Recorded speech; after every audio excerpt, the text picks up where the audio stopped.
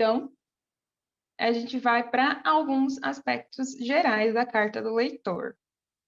Gente, a carta por si só, o gênero carta, ele tem características assim que são semelhantes para qualquer carta.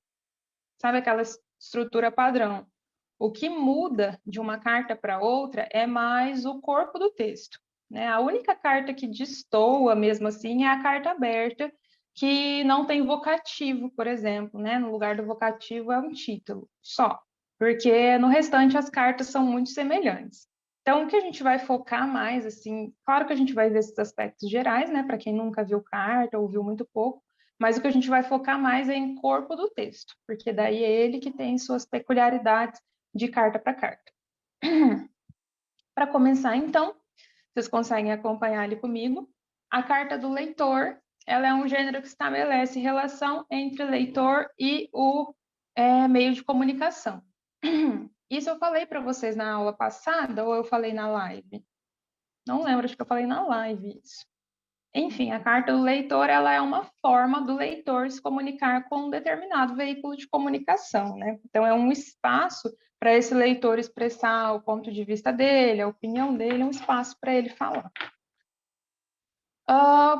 Basicamente, é um leitor, então, de um jornal ou de uma revista, ou geralmente é jornal e revista. Inclusive, a gente viu analisando as propostas anteriores, jornal e revista, né? O que destoou foi blog, né? Tinha jornal, revista e blog. Mas, enfim, veículos, um leitor de veículos de comunicação que ele quer expressar, ele quer escrever o posicionamento crítico dele a respeito de alguma coisa que ele leu. Vamos pensar assim, que o jornal, a revista, até o blog já ficou distante para a gente, né? Mas vamos pensar nas páginas que vocês seguem no Instagram, por exemplo.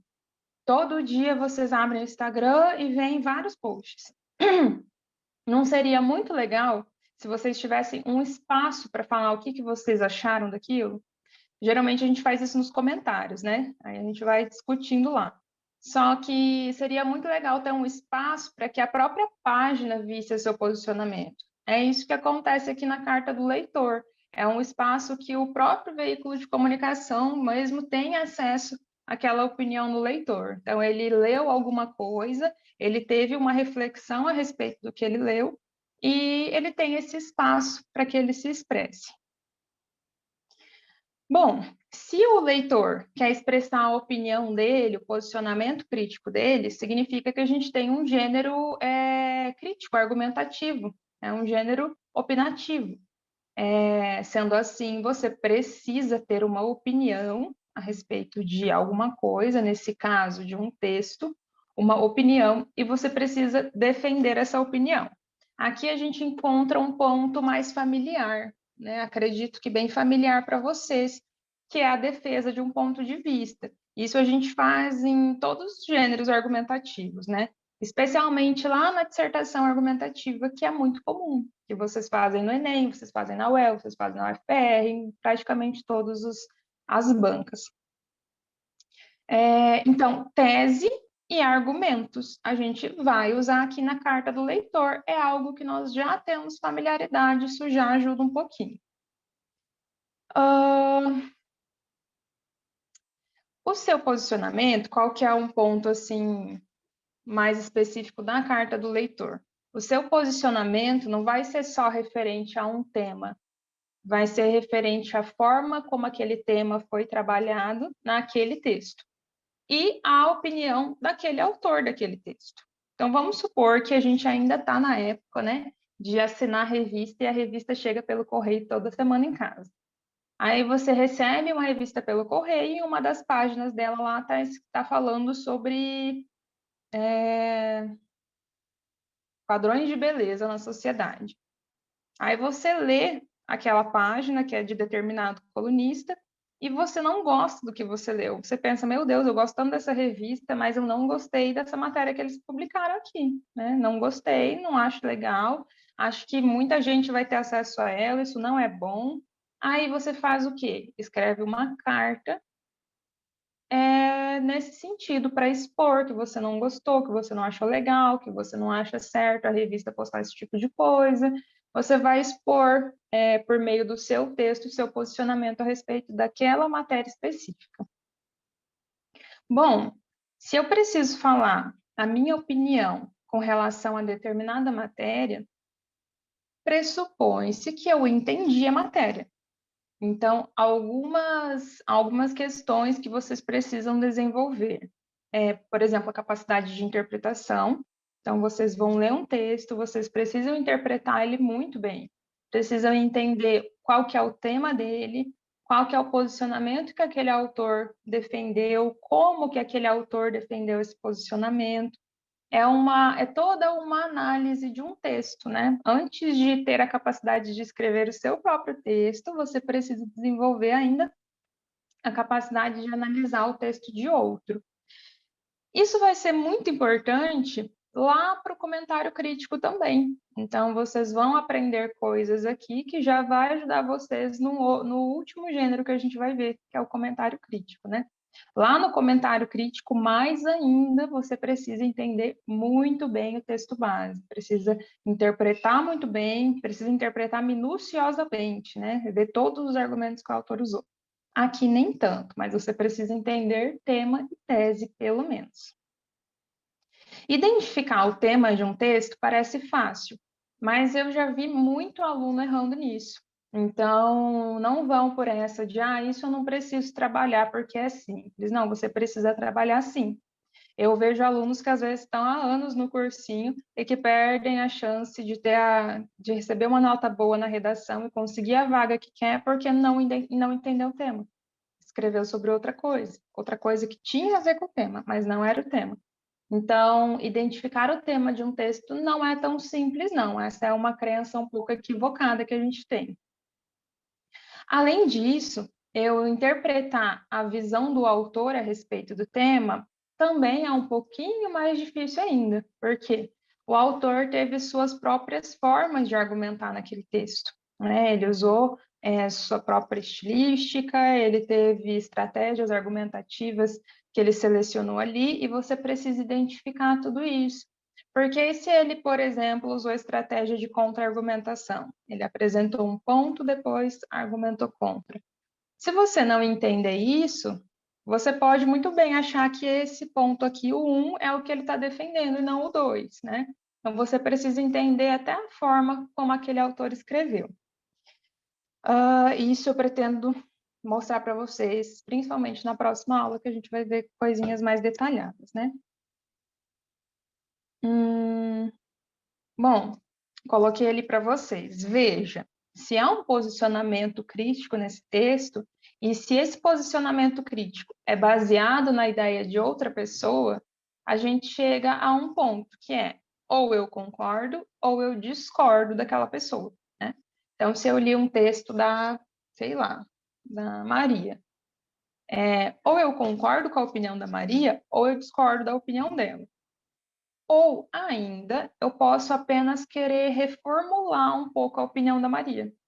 Como assim? Vamos supor que você leu o texto da Maria e você não discorda totalmente dela, mas você acha que algumas questões ali não foram bem colocadas.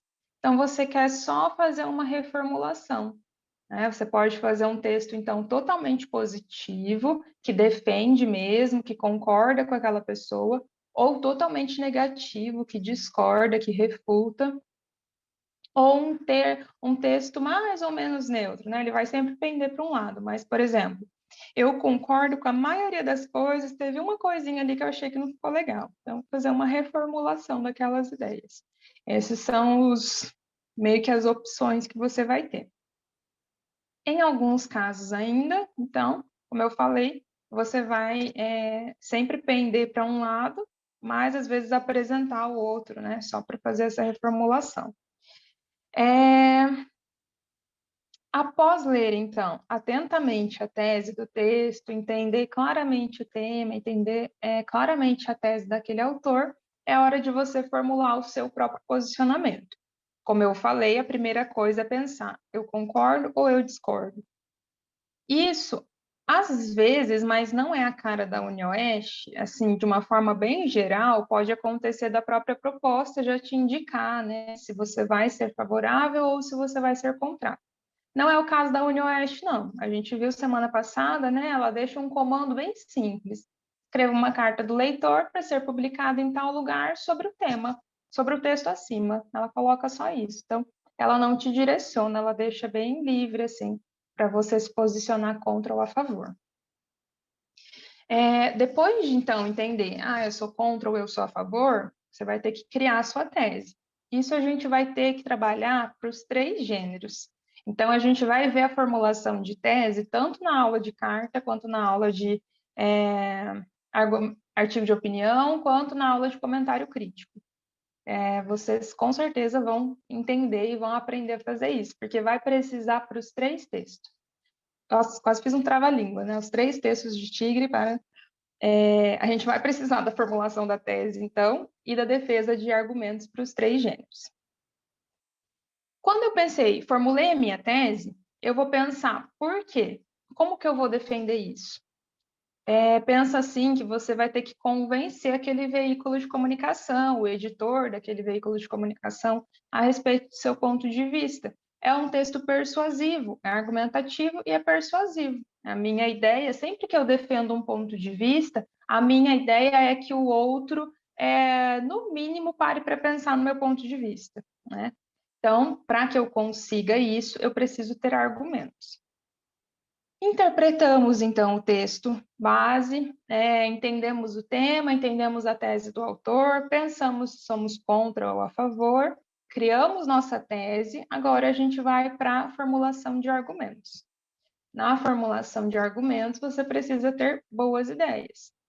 A formulação de argumentos é algo que é familiar também para a gente. Acredito que seja familiar para vocês. Vocês já conhecem algumas estratégias de argumentação, tipo o uso de dados estatísticos, citação de autoridade, mencionar um período histórico, trazer um conhecimento cultural, né? Um livro, um filme, uma série, enfim. Isso tudo é bem-vindo na argumentação. Claro que eu não posso esquecer que eu estou falando de um outro texto, né? Então, não posso esquecer que é uma carta ali e começar a estruturar igualzinho uma dissertação. Então, a gente vai, principalmente na hora de ver os exemplos, a gente vai diferenciando pontos específicos entre os gêneros. Coloquei ali para vocês um tema que eu vi no Instagram essa semana, inclusive reforçando o que eu falei semana passada, né? Que vocês deveriam que eu aconselho vocês a seguirem páginas no Instagram, gente, é muito importante, porque você abre, às vezes, o Instagram tem na sua cara uma notícia super importante, super relevante, de um tema que tem grande possibilidade de cair no vestibular, né? E você ficou sabendo porque segue aquela página, aquele jornal. Uma das notícias que eu vi essa semana no Instagram foi essa daqui. Bolsonaro veta a homenagem à psiquiatra que implantou o tratamento humanizado. Faltando uma crase nesse. O nome de Nice Silveira foi vetado pelo presidente no livro dos Heróis e Heroínas da Pátria. Essa notícia me chamou a atenção, principalmente porque há pouco tempo eu corrigi texto sobre isso, e muitos alunos mencionaram a Nice da Silveira. Estava com isso bem fresco na cabeça. A Nice da Silveira, ela foi uma psiquiatra, ela morreu em 1999, não é tão antiga assim, e ela foi uma psiquiatra que basicamente deu dignidade para as pessoas que têm doenças mentais, né? Só isso que ela fez.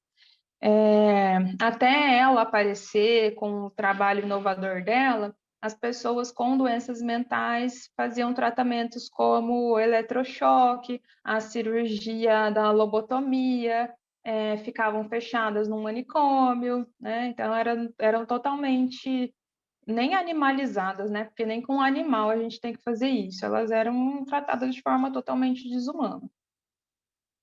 E a Anice da Silveira, ela chegou com um tratamento inovador, porque né, alguém ali recebeu uma luz e ela viu que aquilo não estava certo. Aí ela trouxe novas estratégias, como fazer com que essas pessoas tentassem se expressar por meio da arte.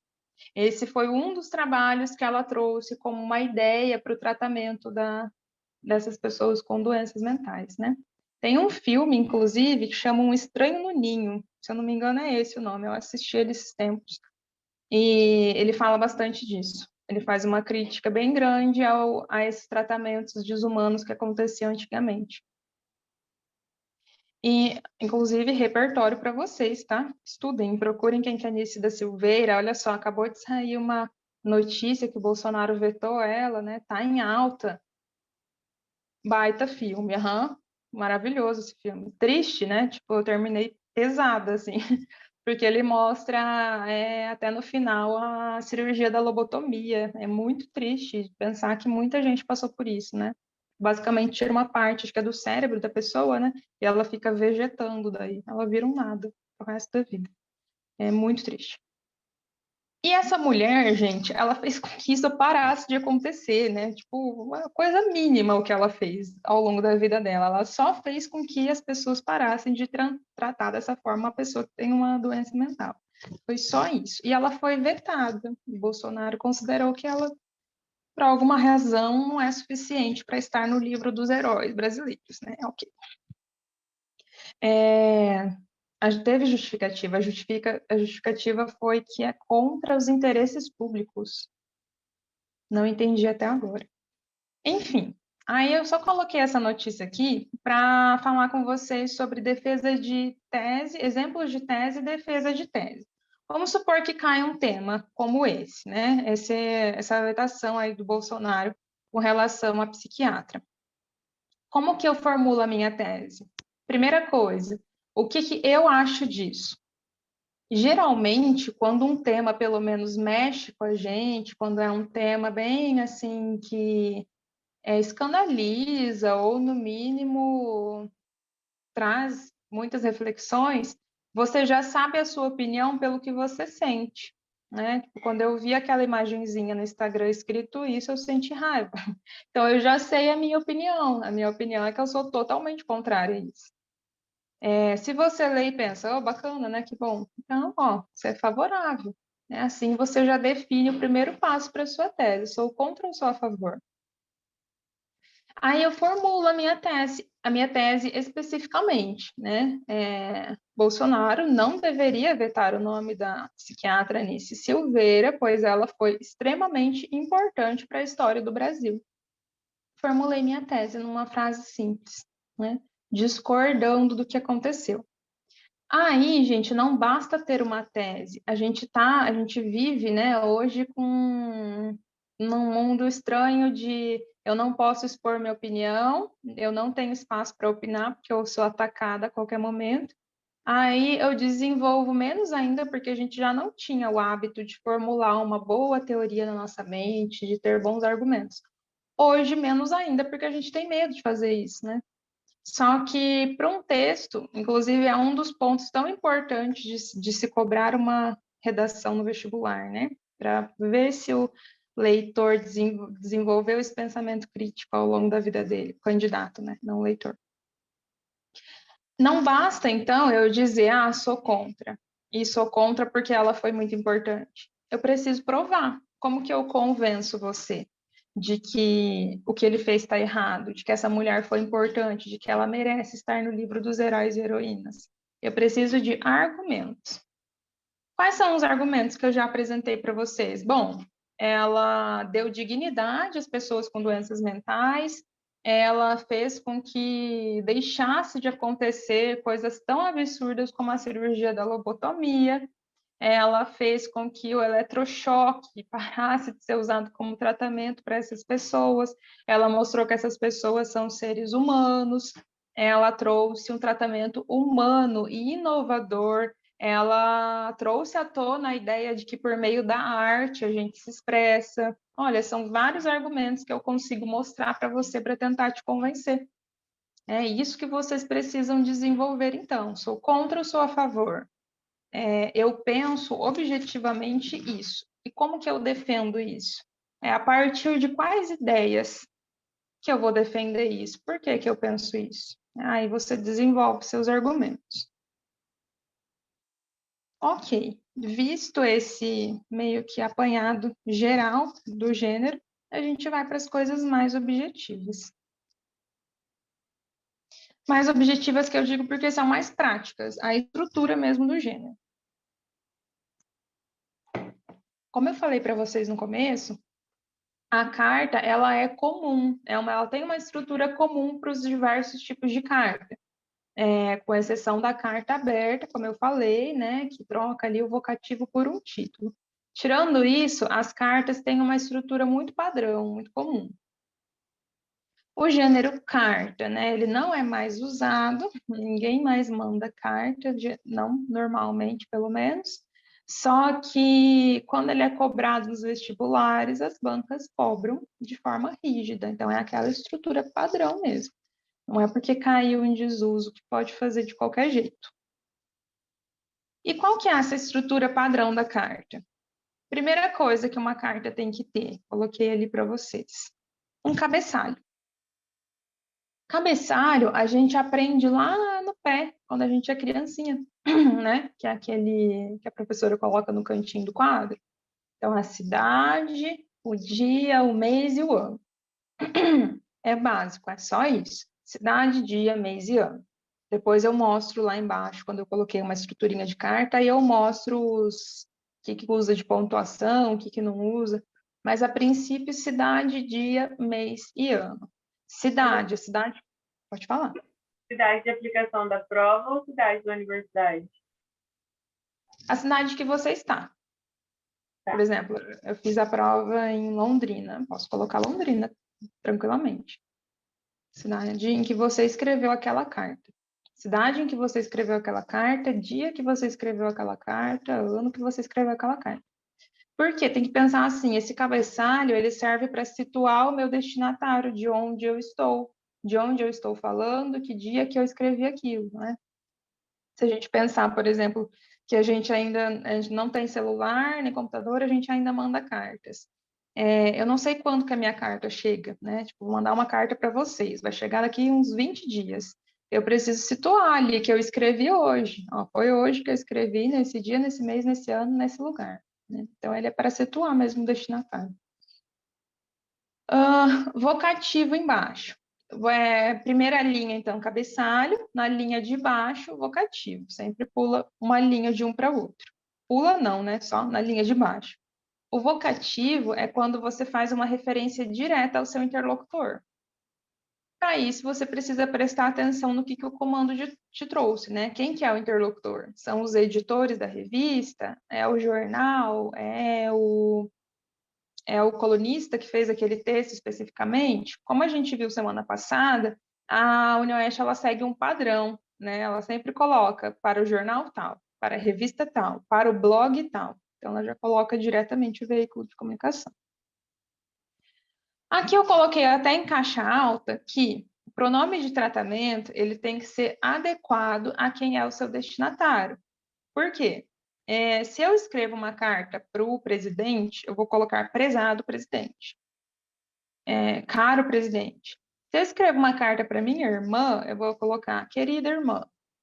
Então, eu tenho essa mudança de um para o outro, que ela varia por causa da formalidade, né? A liberdade que eu tenho com aquela pessoa, a reverência que eu tenho àquela pessoa.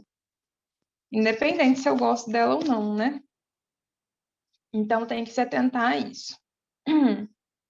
Aí depois, então, numa linha, cabeçalho, na linha de baixo, vocativo, na linha de baixo, ou seja, a terceira linha, você vai colocar o corpo do texto.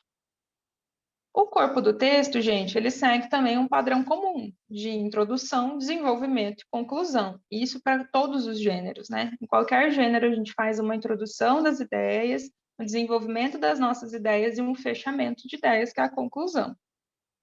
Na terceira linha do texto, você vai começar a fazer isso. Já adianto, porque sempre há uma dúvida, né? Quantas linhas eu uso para cada parágrafo?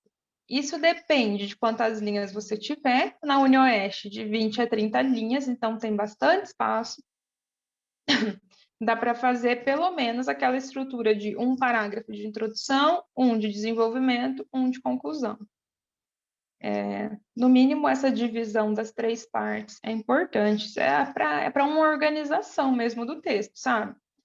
Tem textos que fazem introdução e desenvolvimento num parágrafo só, continuação, desenvolvimento, conclusão em outro parágrafo, dá certo também. Então, não é tipo, tem que fazer em 3 parágrafos, senão tá errado. Mas tem coisas que às vezes é bom vocês fazerem para evitar erros.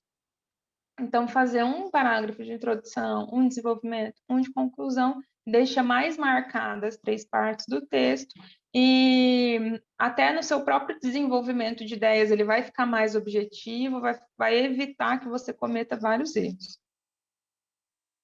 Depois que você fez o corpo do texto, inclusive tem que pensar nisso, tá? Gente, por isso que é bom e não só bom, como muito importante, vocês planejarem o espaço do texto de vocês. Meu Deus, não estou conseguindo parar no lugar esse material. Peraí.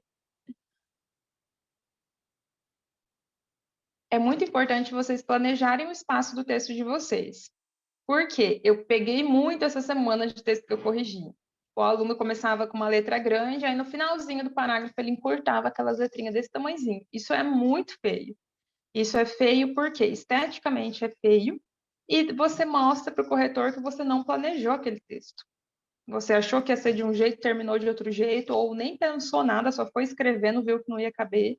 Mostra um total desleixo seu com o planejamento do texto. Então, planejem esse texto. Vocês sabem que lá no final vai ter que ter saudação e assinatura. Então, obrigatoriamente, vocês precisam... Meu Deus, gente, peraí. Então, obrigatoriamente, vocês precisam deixar 2 linhas no final. Já se planejem para isso. 2 linhas no início, 2 linhas no final. Já são 4 linhas que vocês não vão utilizar para desenvolver mesmo a argumentação. Então, depois do corpo do texto, na penúltima linha da carta de vocês, vocês vão colocar uma saudação. O que é uma saudação? É uma despedida, né? Você vai se despedir do seu interlocutor. Aqui a gente segue a mesma linha de raciocínio do vocativo, que é de respeitar a formalidade. Aí, no mesmo exemplo que eu usei, se eu falo com o presidente, eu vou falar atenciosamente, cordialmente. Se eu falo com a minha irmã, eu falo carinhosamente, né? Isso para os irmãos que se dão bem. Carinhosamente, amorosamente, com carinho. Então, depende muito da relação que eu tenho com essa pessoa, né? Qual que é a minha conexão com ela? Qual que é o respeito que eu devo a ela? Eu tenho que sempre me atentar a isso. Para vocês, dá para sempre usar atenciosamente ou cordialmente, não tem erro. Tá? Se quiserem sempre usar dessa forma. E aí, a última linha do texto é a assinatura. A assinatura é uma parte muito importante, porque se vocês errarem na assinatura, por mais que seja só a última linha, ela pode até anular o texto de vocês. Acho que eu falei na aula passada, né? Que uma aluna uma vez colocou o nome dela na assinatura. Aí ela não teve a redação corrigida, porque é um critério básico, não se coloca o nome na folha definitiva da redação. Eu não me identifico de forma alguma no texto. Então, não coloquem o nome de vocês, primeiro ponto.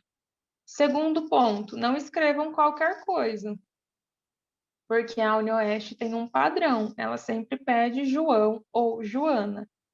Então, escrevam conforme ela pediu, tá? Não esqueçam de fazer a assinatura e assinem conforme ela pede. Aí sim, agora sim, o desenho que eu fiz de uma carta. Mais ou menos, a estrutura do texto de vocês vai ser essa que está ali do lado esquerdo. Cabeçalho, tocativo, corpo do texto, a despedida e a assinatura. Vamos lá para os pontinhos mais específicos. No cabeçalho, a pontuação é cidade, vírgula, gente, coloquei Rolândia, porque eu moro em Rolândia, tá? Cidade, aí, vírgula, dia, mês e ano. Cidade, vírgula, dia, em numeral mesmo, o mês por extenso, escrito, e em letra minúscula, porque, se eu não me engano, nos Estados Unidos a gente fala os meses em letra maiúscula, no Brasil não. Então, letra minúscula e o ano em numeral também. E sempre termina o cabeçalho com ponto final, tá? Não pode esquecer. Então, a gente tem 2 pontuações, vírgula e ponto. E a gente tem a diferenciação do dia e ano em numeral e o mês ali escrito. Vocativo na linha de baixo, vocativo sempre acompanhado de vírgula, tá? Essa é a pontuação do vocativo. Então, coloco o meu vocativo e a vírgula depois. Não tem segredos, além disso. Corpo do texto, dividi em 3 parágrafos, como eu falei para vocês. Até estruturei de um jeitinho aqui para fazer uma observação. O maior parágrafo de um texto, gente, é sempre o desenvolvimento. Tá? Com exceção do Enem, né? Que às vezes o desenvolvimento, a conclusão fica do mesmo tamanho. Mas, geralmente, o desenvolvimento... Alguém falou alguma coisa? Eu falei. É Pode ruim falar.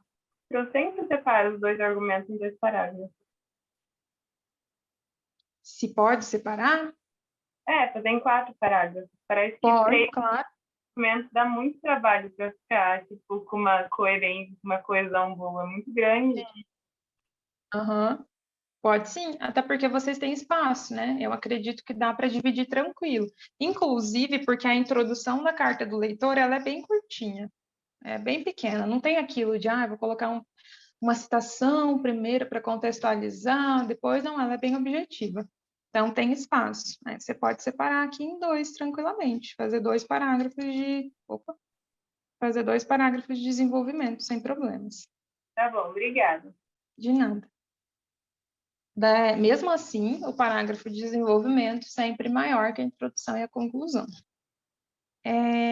A conclusão eu deixei curtinha porque, geralmente, como é o fechamento de ideia, eu não estou trazendo nenhuma ideia, nem estou desenvolvendo nenhuma ideia, não tenho tanto que falar na conclusão. Geralmente, ela é o menor parágrafo, né? Não necessariamente, ela pode ser do mesmo tamanho que a introdução, maior que a introdução, mas geralmente ela é o menor. Aí, a minha assinatura subiu daqui, não sei por... voltou. Aí, depois, terminou o corpo do texto, vai para a despedida. Coloquei o básico, atenciosamente, vírgula. A despedida sempre acompanhada da vírgula. E embaixo a assinatura. Se você é um homem, João. Se você é uma mulher, Joana. Essa estruturinha é exatamente essa cara que tem que ficar o texto de vocês. E é isso que eu estava falando para vocês, que é comum em todas as cartas, essa estrutura, é comum a todos os tipos de carta. Cabeçalho, vocativo, corpo do texto, despedida, assinatura. Isso é o básico. Aí a gente vai entrar em especificidades do corpo do texto, que é a parte mais importante para a gente. Deixa eu respirar um pouco para eu não falar rápido. Aqui eu dividi em 3 partes, então, que é a introdução, o desenvolvimento e a conclusão. Agora a gente vai analisar parte por parte. O que tem que aparecer em cada parte do texto de vocês? Aqui, por mais que a gente tenha introdução, desenvolvimento, conclusão, desenvolvimento com a defesa, com os argumentos, tem coisas que não são iguais à dissertação, né? O nosso objetivo aqui é um pouquinho diferente. Para quem a gente está escrevendo é diferente. Então, algumas coisinhas mudam. Por exemplo, na introdução, você vai fazer uma breve apresentação do tema, mas não é daquela forma da dissertação, que você começa com algum conhecimento, né, no tópico frasal. Aqui não, você é objetivo.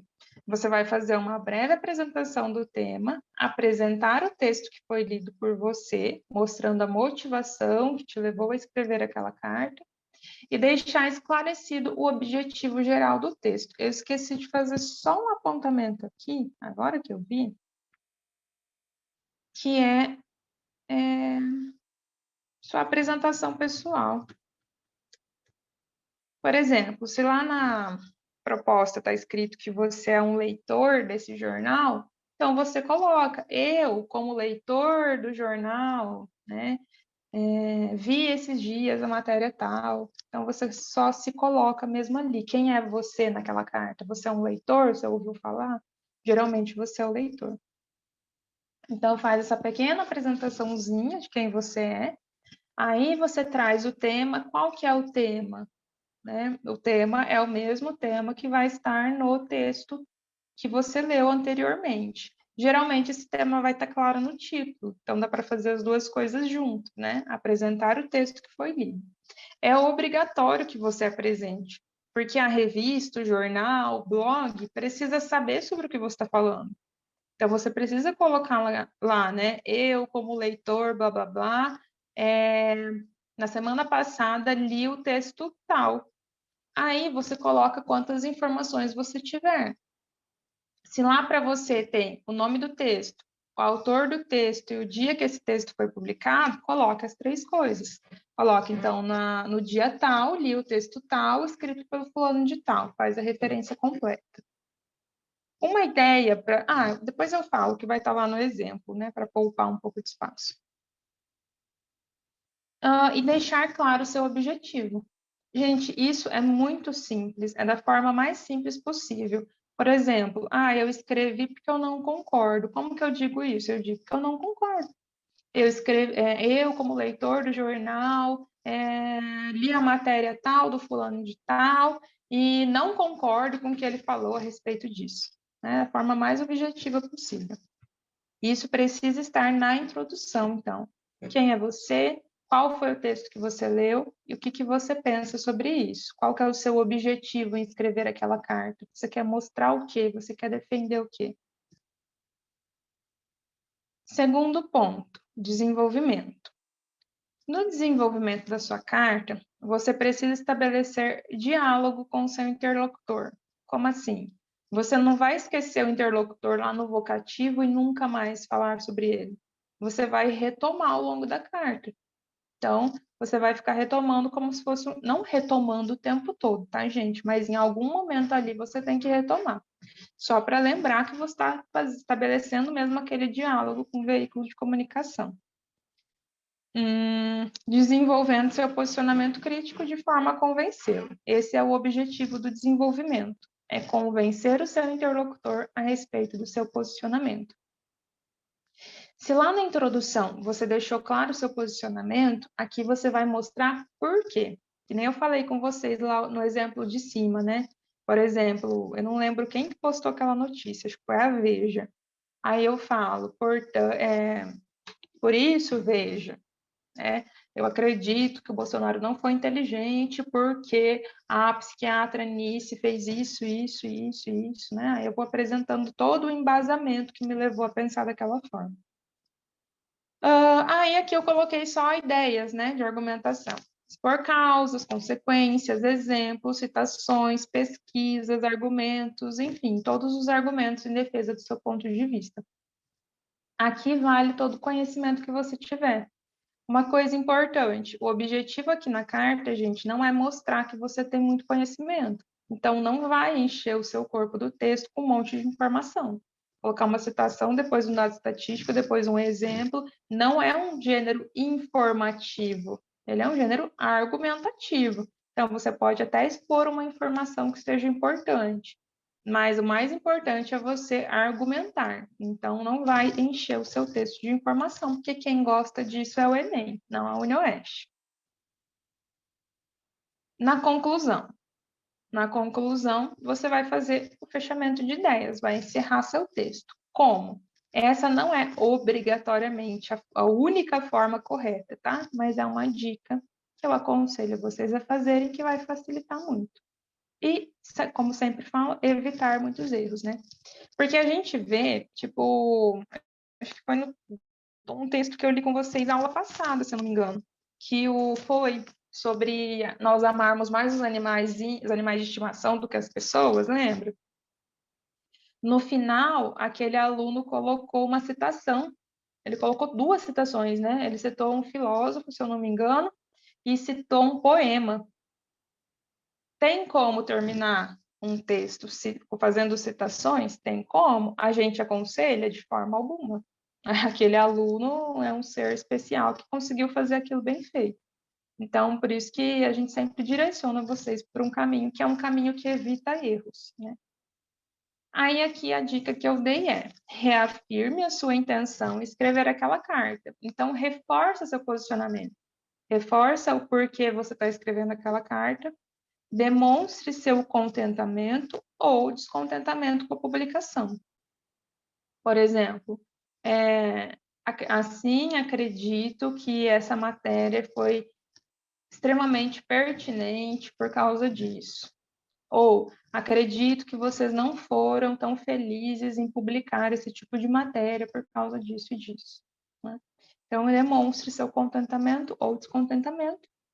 E aí eu coloquei, faça uma sugestão para o veículo de comunicação para que ele continue ou pare com aquele tipo de publicação. É uma ideia, como eu falei, né? Aí você termina falando, agradeço por vocês postarem esse tipo de conteúdo, espero que cada vez mais temas como esse estejam em pauta. Ou, por isso, acredito que esse tipo de conteúdo não deva ser mais divulgado por causa disso e disso, espero que vocês se atentem a isso. Né? É uma ideia de fechamento de uma carta do leitor, então. Reafirme seu posicionamento, é a síntese, né, essa reafirmação. A síntese a gente aprende lá no texto dissertativo argumentativo. Demonstre seu contentamento ou descontentamento e faça essa sugestão ao veículo. Não é um comando, tá, gente? É uma sugestão. Você não pode mandar naquele veículo de comunicação. Então, uma sugestão. Bom, até aqui é basicamente uma parte teórica da carta do leitor.